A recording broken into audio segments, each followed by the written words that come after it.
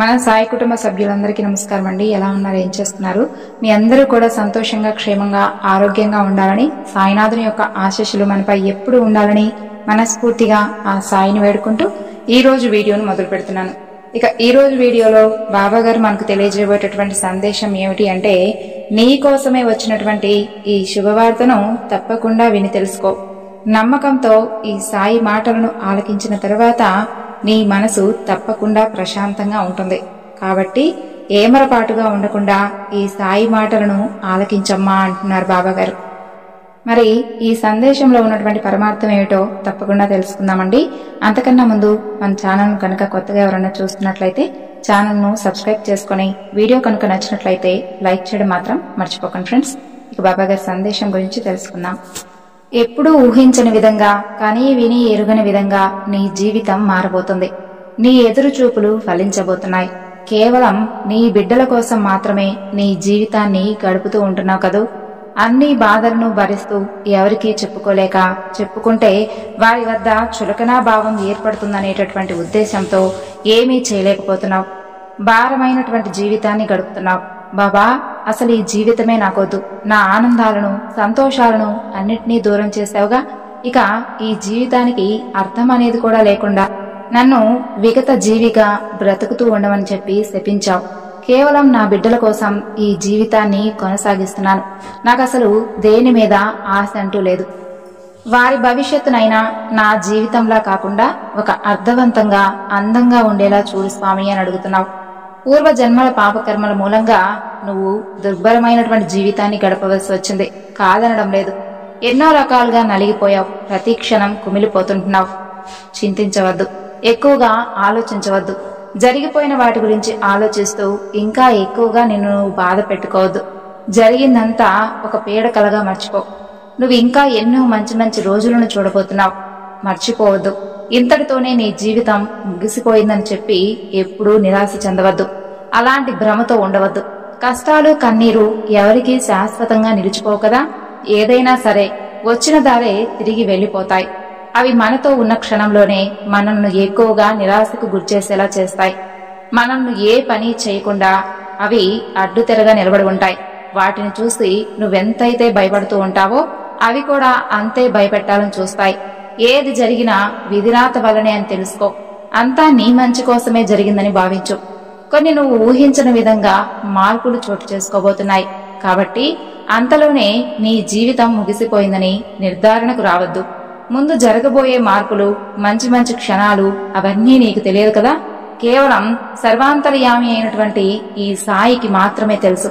అందుకే మిమ్మల్ని అసహనానికి గురిచేసేటటువంటి సంఘటనలు ఎన్ని జరిగినా వాటిని చూసి పారిపోకుండా, వాటి మాయలో చిక్కుకోకుండా ఆ సమయంలో అంతా నీ సాయి సన్నిధిలో గడుపుతూ మంచి భక్తి గీతాలను ఆలకిస్తూ ఆధ్యాత్మికంగా మిమ్మల్ని మీరు దృఢపరుచుకునేటటువంటి ప్రయత్నం చేయండి. అప్పుడే మీకు ధైర్యం వస్తుంది. ఇక నీ జీవితం ముగిసిపోయిందని చింతించనవసరం లేదు.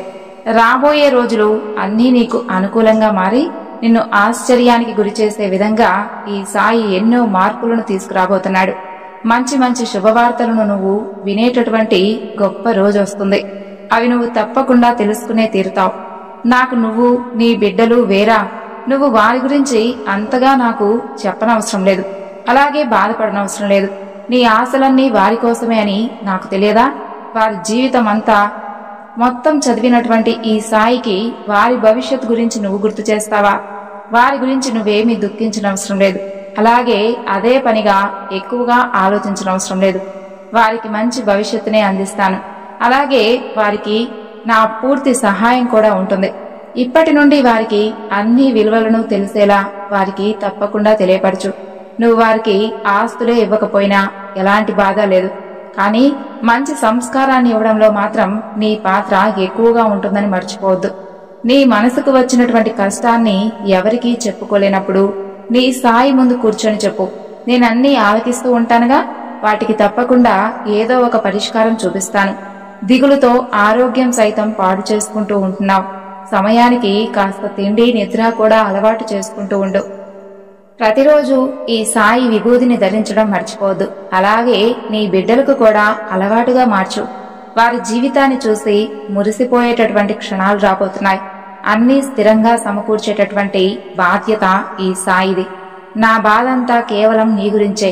నా పలుకులు విన్నంతసేపు, నా మాటలను సందేశాలను విన్నంతసేపు ధైర్యంగా ఉంటావు. తరువాత మరలా అదే విధమైనటువంటి ధోరణితో ఆలోచిస్తుంటావు. ఈ సాయికి ఒక మాటిస్తావా?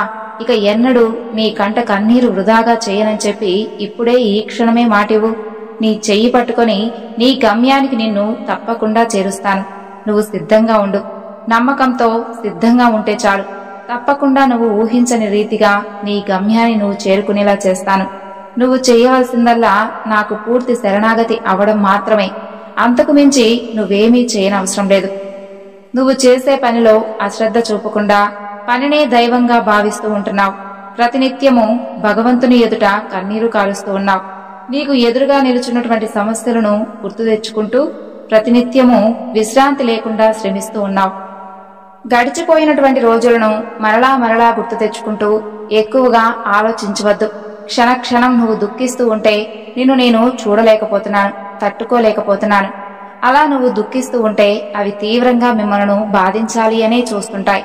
నువ్వు ఎప్పుడైతే ధైర్యంగా వాటిపై వ్యతిరేకంగా ఉంటావో అప్పుడే నీకు ఎటు చూసినా ఈ సాయి రూపం కనిపిస్తుంది.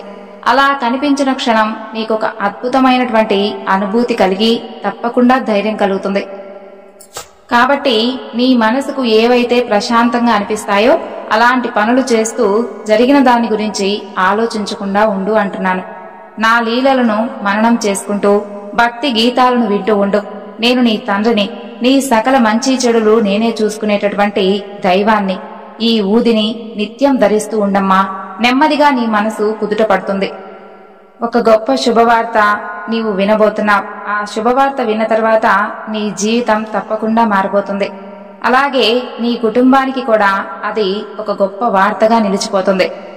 నీ సాయి దయ నీపై నిండుగా ఉంటే నీ విధిలో లేనిది కూడా లభించేలా చేసేటటువంటి సామర్థ్యం ఉన్నవాడు నీ సాయి. అలాగే మరొక విషయం, నీకు వ్యతిరేకంగా నిన్ను కొంతమంది బాధించాలి అని చూస్తున్నారు.